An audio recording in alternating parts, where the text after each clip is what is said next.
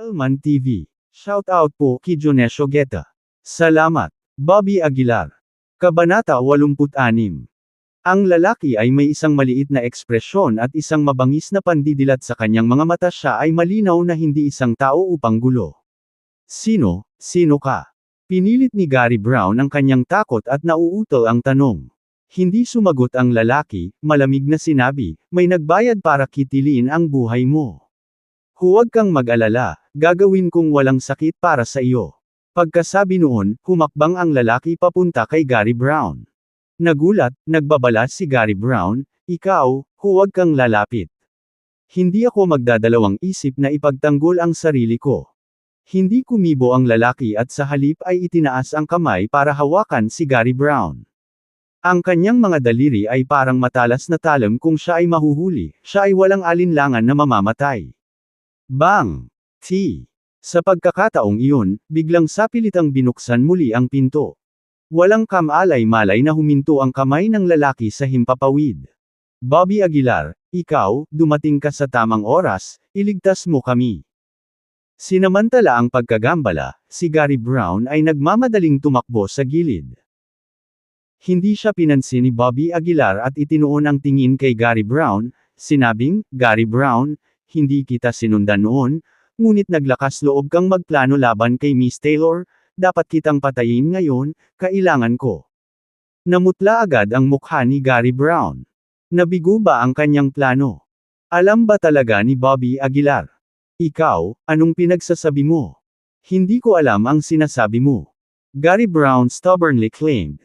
Si Bobby Aguilar ay nagngangalit ang kanyang mga ngipin at lumuwa, hindi kita binibigyan ng pagkakataong magpaliwanag. At sino ka? Biglang malamig na tanong ng assassin. Sumulyap sa kanya si Bobby Aguilar at malamig na nagutos, maligaw ka. Anong yabang? Saway ng assassin. Nakakunot ang noo, tumingin si Bobby Aguilar sa assassin at nagtanong, gusto mo rin bang mamatay? Gusto kong makita kung may kakayahan ka. Galit na sigaw ng assassin na agad namang inabot si Bobby Aguilar. Walang pasensya si Bobby Aguilar na harapin siya at sinuntok ng malakas. Sa buong lakas niya sa likod nito, agad na nabasag ng suntok ang kamao ng assassin. Kasunod nito, muling sumuntok si Bobby Aguilar na tumagos sa dibdib ng assassin. Ang mamamatay tao ay tumingin pababa sa dagwang butas sa kanyang dibdib, ang kanyang mga mata ay puno ng hindi makapaniwala. Ang madugong eksenang ito ay naging sanhi ng pagsigaw ni Sylvia Johnson. Tumahimik ka. Si Bobby Aguilar ay sumigaw sa galit, sinipa ang isang malapit na bangko ng direkta kay Sylvia Johnson. Tinamaan ng bangko ang kanyang parisukat sa bibig. Nang maaksyonan ng mamamatay tao, dahan-daang naglakad si Bobby Aguilar papunta kay Gary Brown. Malamig siyang tumingin kay Gary Brown at sinabing, naisip mo na ba ang mga kahihinatnan nito? Iniligtas kita dahil sa kabaitan, ngunit naglakas loob kang makipagsabwatan kay Miss Taylor. Hindi ka talaga mapapatawad. Sa puntong ito, labis na natakot si Gary Brown na binasa niya ang kanyang sarili, nanginginig na hindi mapigilan at hindi na makatayo. Bobby Aguilar, pakiusap, iligtas mo ako, ito ay, si Benjamin Hill ang nagsabi sa akin na gawin ito, hindi ko kasalanan, hindi.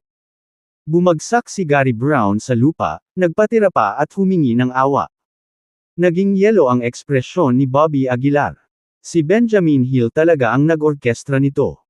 Noong una, sinadya ni Bobby Aguilar na iligtas ang pamilya Hill, ngunit hindi niya inaasahan na gagawin ito ni Benjamin Hill. Hindi na ako muling magiging maawain sa sinuman sa aking buhay. Sa sandaling ito, lalong nanlamig ang puso ni Bobby Aguilar. Nang makita si Gary Brown na nagsusumamo ng malungkot sa lupa, hindi naawa si Bobby Aguilar. Itinaas niya ang paa at tinadyakan ng malakas ang ulo ni Gary Brown. Sa sobrang lakas na inilapat sa kanyang ulo, agad itong bumukas na parang pakwan. Sa takot na halos mamatay na, lumuhad si Sylvia Johnson sa lupa, nagmamakaawa sa kabila ng sakit sa kanyang bibig. Bobby Aguilar, pakiusap, alang-alang sa ating kasal nitong nakaraang taon, iligtas mo ang aking buhay. Isinusumpa kong hindi may alam tungkol dito. Nakatingin kay Sylvia Johnson sa kanyang harapan, si Bobby Aguilar ay naubusan na ng pasensya. Mas higit na pumatay ng 1,000 pa kaysa pakawalan ang isa. Akmang kikilos na si Bobby Aguilar, biglang nagring ang phone niya. Pagkakuha nito, nakita niyang si Emily Taylor ang tumatawag. Sumulyap si Bobby Aguilar kay Sylvia Johnson, pagkatapos ay lumayo para sagutin ang tawag. Miss Taylor, anong nangyayari? Tanong ni Bobby Aguilar sa telepono.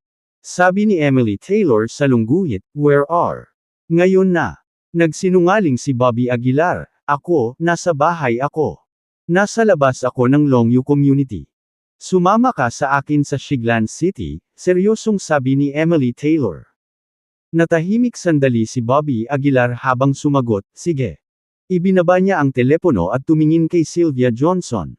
Sylvia Johnson, simula ngayon, wala na kaming kinalaman sa isa't isa. At syempre, binabalaan kita mas mabuting huwag kang magsalita ng walang ingat. Malamig na deklara ni Bobby Aguilar. Matapos iwan ang mga salitang iyon, nagmamadaling tinungo ni Bobby Aguilar ang pinto. Sa labas, may naghihintay na Maybach. Nang makapasok si Bobby Aguilar sa kotse, mabilis itong nawala sa dilim. Pinatay mo ba si Gary Brown? Tanong ni Emily Taylor. Alam ni Bobby Aguilar na hindi niya ito mate-atago, kaya tumanggo siya bilang tugon. Wala nang sinabi pa si Emily Taylor tungkol dito. Siya nga pala, si Benjamin Hill ang nasa likod ng lahat ng ito. Sa puntong ito, biglang naalala ni Bobby Aguilar at mabilis na sinabi sa kanya. Hindi sumagot si Emily Taylor, ngunit mahinang umuso ang kanyang sekretarya, sa tingin mo miss. Hindi alam ni Taylor yun. Kung hindi, bakit tayo pupunta sa Shiglan City? Ibinuko ni Bobby Aguilar ang kanyang bibig, isang mapait na ngiti ang nabuo sa kanyang mukha, samantala, sa tirahan ng pamilya Hill sa Shiglan City. Ang buong pamilya ni Stephen Hill ay napuno ng kaba, bawat isa sa kanilang mga mukha ay nagpapakita ng takot. Ikaw ang may kasalanan ng lahat ng ito. Sinampal ni Stephen Hill si Benjamin Hill ng malakas sa mukha. Habang tinatakpan ni Benjamin Hill ang kanyang mukha, bumulong siya, Tay, hindi ito kasing seryoso ng iniisip mo. Hindi maaaring malaman ng pamilya Taylor na ginawa namin ito. Kalokohan. Idiot ka. Si Stephen Hill ay labis na nadismaya sa kanyang anak. Kung alam lang niya, hindi sana siya naging ganito ka-indulgent kay Benjamin Hill. Sa sandaling ito, may biglang humantong sasakyan sa labas. Sa sandaling huminto ang sasakyan, lumabas ang isang matangkad at kahangahangang nasa katanghaliang gulang na lalaki, na may kasamang 2 bodyguard. Nang makita ang lalaking ito, naging pangit ang mukha ni Stephen Hill, at nagsimula pa siyang manginig. Hugh Taylor. Bakit siya nandito? Nanginginig si Stephen Hill na parang dahon. Ang lalaking ito ay hindi basta-basta siya ang ama ni Emily Taylor, at anak ni Mike Taylor. Kabanata 87. Ang pagdating ni Hugh Taylor ay walang alinlangan na nagbigay ng anino sa puso ni Stephen Hill. Ito ay sapat na upang ipakita na ito ay halos imposible para sa usapin na ayusin ng tahimik. Benjamin Hill, tandaan mo mamaya, kahit anong sabihin niya, huwag mong aminin na may kinalaman sa iyo ang bagay na ito, intindihin mo. Nag-aalalang sigaw ni Stephen. Mukhang wala pa ring pakialam si Benjamin at tumanggo, naiintindihan ko. Ang puso ni Stephen ay labis na hindi mapalagay, na nakaharap sa isang figure na tulad ni Hugh Taylor, lahat ng kanyang mga nagawa at katayuan ay naging hindi gaanong mahalaga. Hindi nagtagal, pinangunahan ni Hugh Taylor ang mga tao na itulak ang pinto at pumasok. Kalmado ang mukha ni Hugh Taylor na halos walang emosyon. Maging si Benjamin, na walang alam sa taas ng langit, ay medyo natakot sa sandaling ito. Napaka-overwhelming kasi ng aura ni Hugh Taylor. Hindi pa ito nakita noon, kahit sa Panginoon ng probinsya. Ginoo. Yan, bakit ka nandito? Pilit na ngumiti si Stephen habang pinipigilan ang takot sa kanyang puso. Si Hugh Taylor ay sumulyap sa kanya nang walang pakialam at walang sinabi.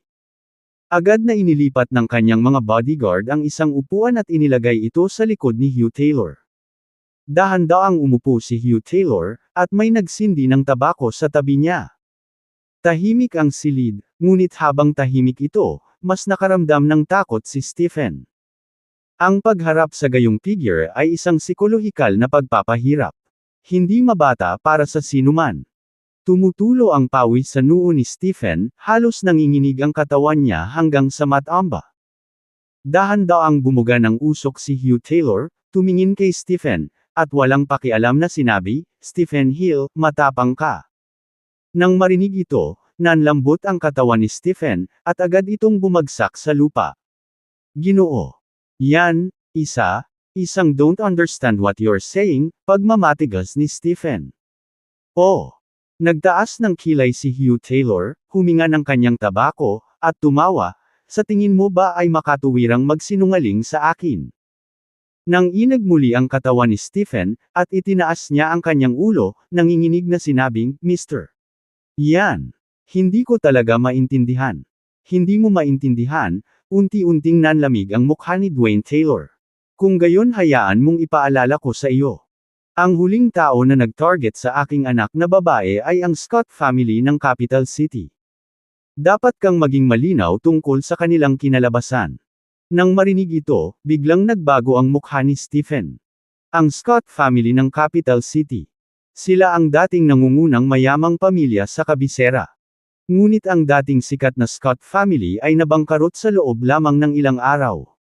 Sinasabing hindi alam ang kinaroroonan ng mga miyembro ng pamilyang Scott. Noon, naganap ang nangyari sa buong Capital City, ngunit walang nakakaalam kung ano talaga ang nangyari. Ang ilang mga tao ay nagsabi na ang Scott family ay mali ang pamamahala sa kanilang negosyo, habang ang iba ay nagsabi na sila ay nag-provoke ng isang tao na hindi nila dapat.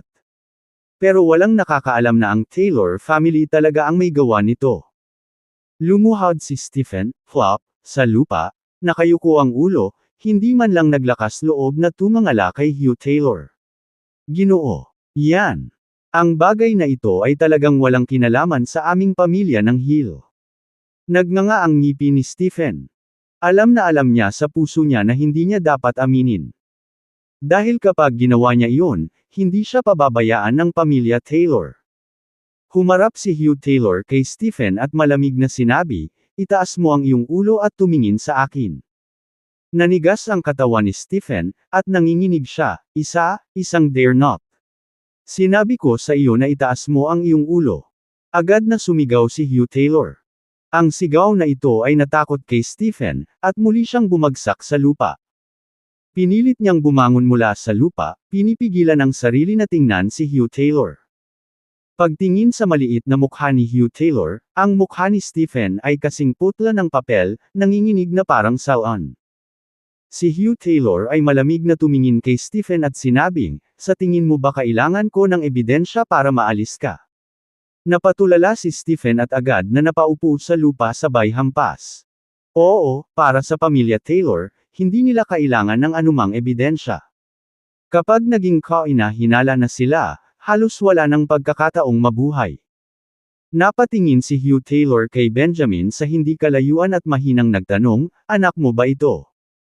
Nagmamadaling sumagot si Stephen, Oo, Mr. Yan, ito ang aking asong anak, si Benjamin." Pagkatapos sabihin iyon, tumalikod si Stephen at sumigaw, "Tawagan si Uncle Taylor." Bagamat ramdam ni Benjamin ang malakas na aura na nagmumula kay Hugh Taylor, ang kanyang likas na pagmamataas ay hindi pa rin niya nalalaman ang takot. Ngumuso siya at sinabi na ng tatay ko, "Walang kinalaman sa amin ang affair na ito. Bakit napaka-unreasonable mo?" Nang marinig ito, halos himatayan si Stephen sa galit. "Ano bang pinagsasasabi mo, bakla ka?" Humingi ng tawad kay Mr. Yan. Biglang sumigaw si Stephen. Pero matigas pa rin ang sinabi ni Benjamin, "Kahit isa kang malaking pamilya sa Capital City, kailangan mo pa ring magpakita ng ebidensya sa iyong mga aksyon. Sa anong batayan mo sinasabing may kinalaman ito sa atin?" Habang pinagmamasdan ng matigas ang ulo ni Benjamin, hindi napigilan ni Hugh Taylor na matawa. Kawili-wili.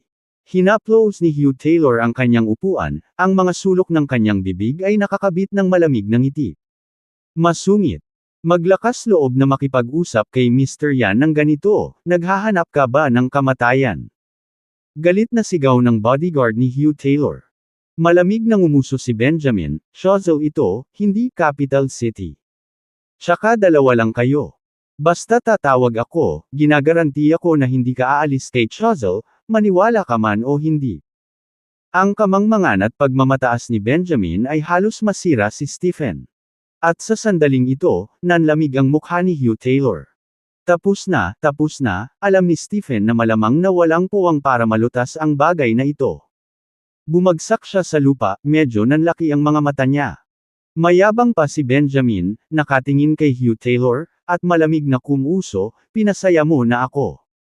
Ang malakas na dragon ay hindi pinipigilan ang ahas sa kanyang tahanan. Ngayon, tuturuan kita ng leksyon. Malamig na tiningnan ni Hugh Taylor si Benjamin nang walang sabi-sabi. Kinuha ni Benjamin ang kanyang cellphone at mabilis na nag-dial ng numero. Pagkatapos ng tawag, ngumisi si Benjamin, pwede ka nang umalis, habang may pagkakataon ka pa. Kung hindi, sisiguraduhin kong hindi mo makikita ang araw bukas. Talaga. Tumawa ng walang pakialam si Hugh Taylor. Maraming taon na ang nakalipas mula nang may nang ahas na magsalita sa akin ng ganoon. Itinaas ni Hugh Taylor ang kanyang ulo at medyo emosyonal na bumantong hininga. Bahagyang sumangot si Benjamin, nabigyan na kita ng pagkakataon. Kasalanan mo kung hindi mo ito pinahalagahan, huwag mo akong sisihin. Ginoo. Yan, nandito na sila. Sabi ng bodyguard ni Hugh Taylor sa sandaling ito. Sa sandaling nahulog ang kanyang mga salita, ang dagandong ng mga helicopter ay biglang dumating mula sa labas ng pinto. Ang hindi mabilang na bilang ng mga ilaw ay tumagos sa mga bintana at diretsyong bumaril sa silid. Bilang karagdagan, mayroong 12-dosenang mga nakabaluti na sasakyan sa labas at daan-daang ganap na armadong mga sundalo. Kabanata 88. Nang makita ito, biglang nagbago ang mukha ni Benjamin Hill. Anong nangyayari? Bakit nandito ang mga tao mula sa Chozel Battle Zone? Mga tao sa loob, makinig kayo, napapaligiran kayo. Ibaba mo ang mga armas mo. Malakas na sigaw ang nanggaling sa labas. Napapaligiran tayo. Ibaba ang ating mga armas. Ano ang ibig sabihin ng mga salitang ito? Natigilan si Benjamin Hill. Parang pinagbintangan siya ng kidnapping. Sa sandaling ito, tumingin si Hugh Taylor kay Stephen Hill at mahinahong sinabi, Stephen, ayaw mo ba ng ebidensya? Bibigyan kita ng isa ngayon. Inagaw mo ang isang negosyante mula sa capital city, tinakot at tinakot. Ang iyong krimen ay hindi mapapatawad, malamig na sabi ni Hugh Taylor. Biglang napagtanto ng mag-ama ng burol ang nangyayari. Dahil wala silang mahanap na katibayan ng pagkidnap kay Emily Taylor, i-co-frame nila sila para sa isa pang pagkidnap. Ang insinuation na ito ay parang takip na inihagi sa kanilang mga ulo, imposibleng tanggalin ng sinuman. Ikaw, paninirang puri ito. Isang bulalas ni Benjamin Hill. Defamation. Sa tingin mo ba maniniwala sila sa akin o sa iyo? Mahinahong sagot ni Hugh Taylor. Dahil doon, lalong naging hindi mapakali si Benjamin Hill, ngunit wala siyang maisip na hakbang. Si Stephen Hill naman ay nakahinga ng maluwag. Mas mabuti pang makulong kaysa mapatay. Salamat, Mr. Taylor, sa pagligtas sa amin. Lumuhod si Stephen Hill sa lupa, na desperadong iniyuko ang kanyang ulo. Stephen Hill, malamig na tawag ni Hugh Taylor. Mabilis na inangat ni Stephen ang kanyang ulo para tingnan si Hugh Taylor. Bibigyan kita ng pagkakataon ngayon, malamig na sabi ni Hugh Taylor. Basta umamin ka sa kidnapping, kaya kong iligtas ang anak mo. Tinuro ni Hugh Taylor si Benjamin Hill at sinabing. Nang marinig ito, mabilis na umiling si Stephen Hill at sinabing, Mr. Taylor, hindi ko talaga maintindihan ang sinasabi mo. Pagkatapos magsalita, mabilis na kumilos si Stephen sa Benjamin Hill. Sa kasamaang palad, hindi lamang pinansin ni Benjamin Hill si Stephen Hill, sa halip ay tumakbo siya kay Hugh Taylor, nasabik na sinabi, oo, ang tatay ko ang gumawa nito. Wala akong kinalaman dyan. Nang marinig ang mga salita ni Benjamin Hill, pansamantalang natigilan si Stephen. Anong kalokohan ang pinagsasabi mo? Galit na sigaw ni Stephen Hill. Na may pagkataranta sa kanyang mukha, si Benjamin Hill ay nagsumamo, tatay. Aminin mo, pakiusap. Bata pa ako, ayokong makulong. Ginoo. Sabi ni Taylor, basta umamin ka, hahayaan niya ako. Please, aminin mo na. Matanda ka na, kahit mamatay ka, nabuhay ka ng mahabang buhay, bata pa ako. Halos hindi makapaniwala si Stephen Hill na ang mga salitang ito ay nanggaling sa sarili niyang anak. Sa sandaling ito, si Stephen Hill ay napuno ng matinding panghihinayang, nagsisisi sa kanyang indulhensya sa Benjamin Hill. Ang mga bagong N0vel na kabanata ay naipublish sa Aanihin mo ang iyong itinanam, mahinahong sabi ni Hugh Taylor. Habang umaagos ang mga luha sa kanyang mukha, tumangala si Stephen Hill kay Hugh Taylor at nakiusap, Mr. Taylor. Ang bagay na ito. Ako yun, wala itong kinalaman sa anak ko, pakiusap. Hayaan mo siya, Ginoo. Taylor, narinig mo, inamin ng tatay ko, pwede. Pwede na ba akong umalis? Nag-aalalang tanong ni Benjamin Hill. Si Hugh Taylor ay malamig na tumingin kay Benjamin Hill at umiling, ang pagkidnap sa aking anak ay hindi mapapatawad. Matapos iwanan ang mga salitang iyon, dahan-daang tumayo si Hugh Taylor at naglakad palayo. Natarante si Benjamin Hill at sumigaw ng desperadong, Mr. Taylor, sabi mo pakakawalan mo ako, hindi mo na maibabalik ang sinabi mo. Sa kasamaang palad, hindi siya pinansin ni Hugh Taylor at diretsyong naglakad papunta sa pinto. Nagsinungaling ka sa akin. Hugh Taylor, nagsinungaling ka sa akin. Ang Benjamin Hill, sa bingit ng pagbagsak, ay umuungal. Lalabanan kita, ipaglalaban kita hanggang kamatayan. Umungol si Benjamin Hill, at pagkatapos ay sinugod niya si Hugh Taylor. Bang! Bang! Sa sandaling ito, 2 putok ng baril ang biglang umalangaw-ngaw mula sa labas ng bintana. Binasag ng mga bala ang salamin at diretsyong pumutok papunta sa mag-amang burol. Isang madugong butas ang lumitaw sa kanilang magkabilang noo sa isang iglap. Pagkatapos, bumagsak sila sa lupa, hindi gumagalaw. Magsumbong sa opisyal, matagumpay na napatay ang 2 kriminal. Isang malakas na sigaw ang nagmula sa labas. Mabuti, bumalik sa porma sayon. Pinanood ni Bobby Aguilar ang eksenang ito mula sa kotse, napakalinaw. Sa pagtingin sa eksenang nasa harapan niya, hindi niya maiwasang mawalan ng lakas. Ito ba ang kapangyarihan ng pinakamataas na aristokratikong pamilya sa capital city? Tahimik na nakaupo si Emily Taylor sa kotse. Mukhang matagal na niyang hinulaan ang resulta nito. Nang makita si Hugh Taylor na naglalakad palabas ng residence ng Hill, nadagdagan ang pakiramdam ni Bobby Aguilar ng kawalan ng kapangyarihan. Dahil, ang 2 bodyguard sa tabi ni Hugh Taylor ay mga eksperto. Hindi man lang makita ni Bobby Aguilar ang tunay nilang lakas. Kabanata 89. Hindi napigilan ni Bobby Aguilar na mapalalim sa pag-iisip. Umupo siya sa kotse, hindi nagsasalita ng matagal, medyo nawala ang ekspresyon niya. Ganito ba ang isang malaking pamilya?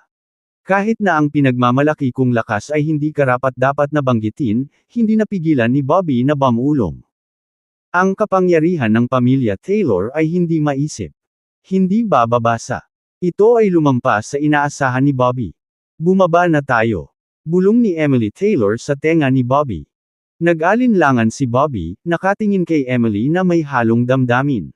Emily, paano niya nagustuhan sa una? Bumaba ka sa kotse. Nakangiting sabi ni Emily. Tumango si Bobby, sumunod kay Emily palabas ng sasakyan. Sa hindi kalayuan, may kausap si Hugh Taylor. Ang mga makapangyarihang tao sa Shiglan City ay sunod-sunod na humihingi ng paumanhin, natatakot na hindi sinasadyang masaktan ang dakilang tao. Sa sandaling ito, dumating si William Richardson mula sa hindi kalayuan. Ginoo. Taylor, pasensya na. Napabuntong hininga si William. Hindi ko inaasahan na ang mga bagay ay tataas hanggang sa puntong ito. Tumingin si Hugh Taylor kay William at sinabing dahan-dahan, matanda na mister. Sobrang sama ng loob niya. Dapat mong malaman na si Emily ang paborito niyang apo. Bahagyang nagbago ang mukha ni William. Ang nabanggit na matandang mister ay natural na si Mike Taylor, ang tunay na patriarka ng pamilya Taylor. Ginoo. Taylor, pupunta ako sa capital city sa loob ng ilang araw para ipaliwanag ang lahat sa nakatatandang mister, napabuntong hininga si William Richardson. Hindi na nagsalita pa si Hugh at naglakad na papunta sa sasakyan. Emily, sumakay ka na sa kotse, biglang tawag ni Hugh Taylor kay Emily nang makarating siya sa sasakyan. Tumingin si Emily kay Bobby at sinabing, huwag mo nang masyadong isipin iyon. Napakaganda ng iyong ginawa. Pagkatapos noon, naglakad si Emily patungo sa direksyon ni Hugh. Mabilis na inabot ni Bobby at hinawakan ang kamay ni Emily, medyo hindi maipaliwanag ang ekspresyon nito. Anong mali? Nakangiting tanong ni Emily. Ibinuka ni Bobby ang kanyang bibig at sinabing, saan ka pupunta? Silly, nandito ang tatay ko, syempre, kailangan ko siyang makita, nakangiting sabi ni Emily. Sige, humanap ka ng mapagpapahingahan ngayong gabi, at tatawagan kita bukas. Tumayo si Emily na nakatipo at marahang tinapik ang ulo ni Bobby. Pagkatapos noon, muling naglakad si Emily patungo sa direksyon ni Hugh. Pareho silang sumakay sa kotse, at ang mga mata ni Bobby ay napako sa direksyon ng sasakyan. Dahan-daang dumaan ang sasakyan ni Hugh sa gilid ni Bobby. Sa sandaling ito, biglang bumaba ang bintana ng sasakyan. Nakita ni Bobby si Hugh na malamig na nakatingin sa kanya. Dahil sa malakas na aura na ito, maging si Bobby ay hindi komportable. Isang sulyap lang ay nagbigay ng pakiramdam na hindi nang ahas na labanan ng mga tao. Sinalubong ng tingin ni Bobby si Hugh, nakatitig sa kanya na walang balak umiwas ng tingin. Sa wakas ay dumaan ang sasakyan kay Bobby at tumakbo patungo sa di kalayuan. Tumayo si Bobby, mahigpit na nakakuyom ang kanyang mga kamao, puno ng halo-halong emosyon ang kanyang puso. Sa loob ng kotse, nagsindi ng tabako si Hugh Taylor, kasama si Emily na nakaupo sa tabi niya. Hindi mo man lang kaya ang maliit na gawaing ganito. Anong gamit mo? Malamig na tiningnan ni Hugh ang sekretarya ni Emily. Bakas agad sa mukha ng sekretarya ang gulat. Nagmamadali niyang sinabi, Mr. Taylor, ako ang may kasalanan. Please punish me. Parusa. Lalong nanlamig ang tono ni Hugh. Kung may nangyari sa anak ko, ano ang gagamitin mo para makabawi? Nanginginig ang buong sekretarya, walang lakas ng loob na magsalita pa. Nagpatuloy si Hugh sa paghithit ng tabako hanggang sa matapos ito. Javan, itapon mo ang mga walang kwentang lalaki na responsable sa pagprotekta kay Emily sa pagkakataong ito sa ilog, malamig na sabi ni Hugh. Nang marinig ito ng sekretarya ay tila takot na takot. Desperado siyang nagmakaawa, Mr. Taylor, please spare me this time, bigyan mo ako ng pagkakataong makabawi. Bumabawi para dito. Lalong nanlamig ang mukha ni Hugh. Sa galit, sinabi niya, kung may nangyari sa aking anak, kahit 100 sa inyo ay hindi makakabawi. Naglakas loob ka pa bang hilingin sa akin na iligtas ka? Nanginginig ang sekretarya sa takot, luha at uhog na umaagos sa kanyang mukha, mukhang nakakaawa. Tay, hindi nila kasalanan. Huwag mo silang takutin, sabi ni Emily Taylor sabay pikit ng mga mata. Huminga ng malalim si Hugh at sinabing, hindi, alam ito ng lolo mo, at hindi siya masaya. Tama na. Medyo inis na sabi ni Emily. Sabi ko naman sa iyo, wala itong kinalaman sa kanila. Wala silang ginawang masama. Bakit kailangan nilang parusahan? Kumunot ang noo ni Emily at sinabing, bukod dito, hiniling ko sa kanila na protektahan si Bobby. Ibinuka ni Hugh Taylor ang kanyang bibig at nag-isip sandali, pagkatapos ay sinabi, maaari silang maligtas sa kamatayan, ngunit hindi sa parusa. Ipadala sila sa Africa para sa akin. Hindi. Tutol pa rin si Emily. Wala naman silang ginawang mali, kaya hindi sila dapat parusahan, she explained. Medyo nagulat ito kay Hugh. Nagtataka siyang tumingin kay Emily at sinabing, Emily, naging napakalambot ng puso mo simula noong huli tayong nagkita. Inikot ang kanyang mga mata. Sinabi ni Emily, anyway, I said no, and that's it. Kung hindi ka makikinig sa akin, hahanapin ko ang lolo ko. Nang marinig ito, hindi napigilan ni Hugh na umiling ng walang magawa. Sige, papakinggan kita. Sapat na ba iyon? Si Hugh Taylor ay tila nababalisa. Nakahinga ng maluwag ang sekretarya at pinunasan ang pawis sa noo. Bumaling kay Emily, sinabi niya, "Salamat, miss, sa pagsusumamo para sa akin." Sumulyap si Emily sa sekretarya at walang pakialam na sinabi, "Siguro dapat mong pasalamatan si Bobby." Natigilan ang sekretarya na tila naguguluhan. Ngunit hindi nagtagal ay naunawaan niya. Hindi niya maiwasang mapangiti at bumulong, "Tama, siguro dapat talaga akong magpasalamat kay Bobby Aguilar." Malaki ang pinagbago ni Emily simula nang makilala niya si Bobby. Kung ito ang matandang Emily, hindi siya magsusumamo kahit kanino, lalo pa ang magiging ganito kalambot ngayon. "Mag-impake ka sa susunod na mga araw, ibabalik kita sa capital city," biglang sabi ni Hugh. Nang marinig ito, agad na umiling si Emily at sinabing, "Hindi, ayaw kong bumalik sa capital city." "Emily, kailangan mong bumalik this time." Kumunot ang noo ni Hugh. Pagkatapos ng isang bagay na nangyari, ang buong pamilya Taylor ay nag-aalala para sa iyo. Kung mananatili ka sa River City at may nangyari, baka sirain ng lolo mo ang River City. Sa kabila ng sinabi niya, patuloy pa rin sa pagtanggi si Emily. "Ayoko nang bumalik sa capital city. Aksidente lang ito." Matigas na sabi ni Emily. "Kung talagang hindi ito gumana, magpadala ka na lang ng ilang tao para protektahan ako," napabuntong hininga si Emily. Kabanata 10. Dahil sa pagmamatigas ni Emily Taylor ay bahagyang napabuntong hininga si Hugh Taylor. Siyempre, alam niya ang dahilan kung bakit ayaw umalis ni Emily ay dahil sa binata na nagngangalang Bobby Aguilar. Gayunpaman, dahil sa kasalukuyang sitwasyon, talagang ayaw ni Hugh na hayaan si Emily na manatili sa River City ng mag-isa. "Emily, kailangan mong bumalik sa pagkakataong ito." Huminga ng malalim si Hugh.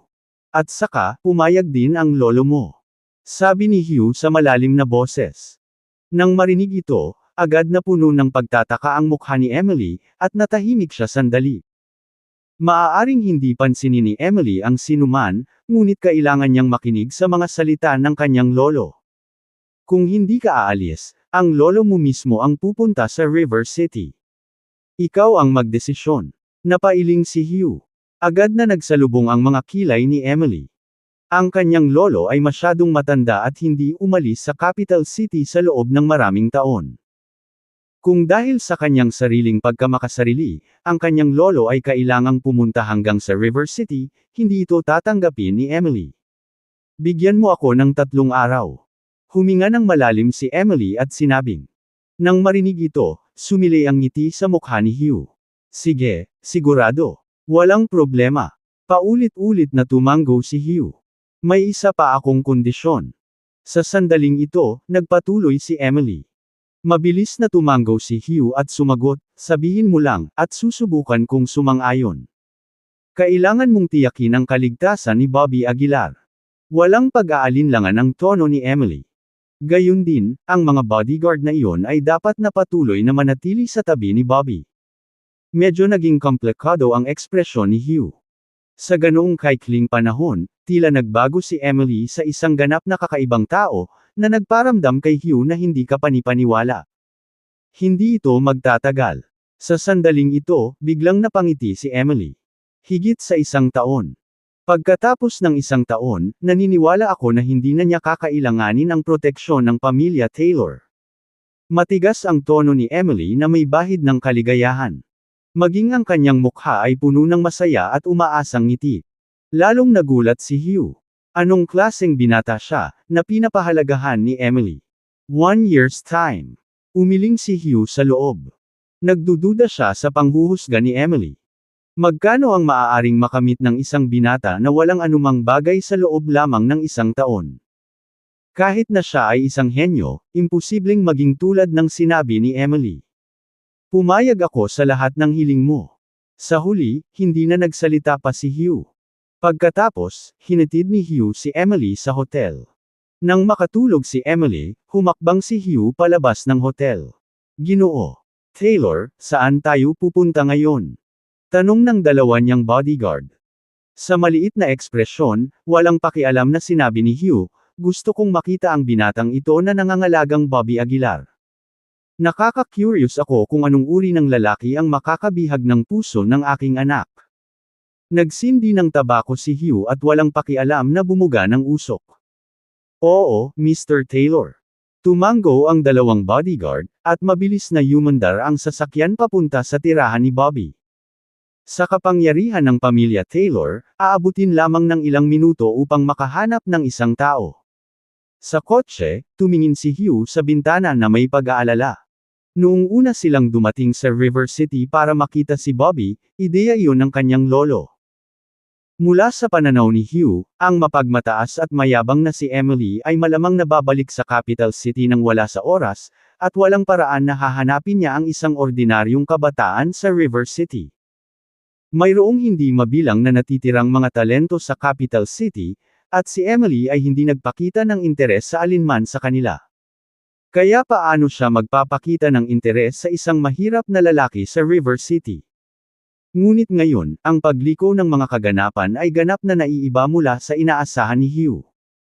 I'm 100K1 ng Rorwere to meet Young Man More Anna More. Sa sandaling ito, si Bobby ay nagpapaikot-ikot sa kama ng hotel, hindi makatulog. Isang masamang pakiramdam ang nananatili sa kanyang puso, at pagkatapos makita ang kapangyarihan ng pamilya Taylor, ang kanyang espiritu ng pakikipaglaban ay mas napukaw. Ang higit na kapangyarihang ipinakita ng pamilya Taylor ay pa sa imahinasyon ni Bobby, kahit na nagbibigay sa kanya ng pakiramdam ng kawalan ng kapangyarihan. Ngunit para kay Bobby, kahit na may hindi mabilang na mga hadlang sa palabas, hindi siya susuko. Hanggat makakasama niya si Emily, handang ibigay ni Bobby ang lahat. Damn it! Biglang umupo si Bobby sa kama. Imposibleng matulog. Bumangon si Bobby, pinagmamasdan ang tanawin sa labas ng bintana, napakuyom ang kanyang mga kamao nang hindi sinasadya. Higit sa 1 taon. Tiyak na makakarating ako sa capital city sa loob ng 1 taon, at makakasama ko si Emily Taylor ng hayagan at marangal. Halos magalit ang ngipin ni Bobby sa sinabi nito. Maya-maya lang, nakita ni Bobby ang isang Rolls-Royce na dahan-daang dumaan sa ibaba. Maya-maya, panay ang pagpark ng sasakyan sa ibaba. Isang medyo may edad na lalaki ang lumabas sa kotse. Emily. Ang ama ni Emily. Nagbago ang mukha ni Bobby. Anong ginagawa niya dito? Pumunta ba siya para hanapin ako? Medyo natarantes si Bobby. Gayunpaman, dumating man o hindi si Hugh para sa kanya, kailangan niyang maging handa. Kaya, mabilis na inayos ni Bobby ang silid, nagtimpla ng kape, at tahimik na nakaupo sa silid na naghihintay. Maya-maya pa, ang tunog ng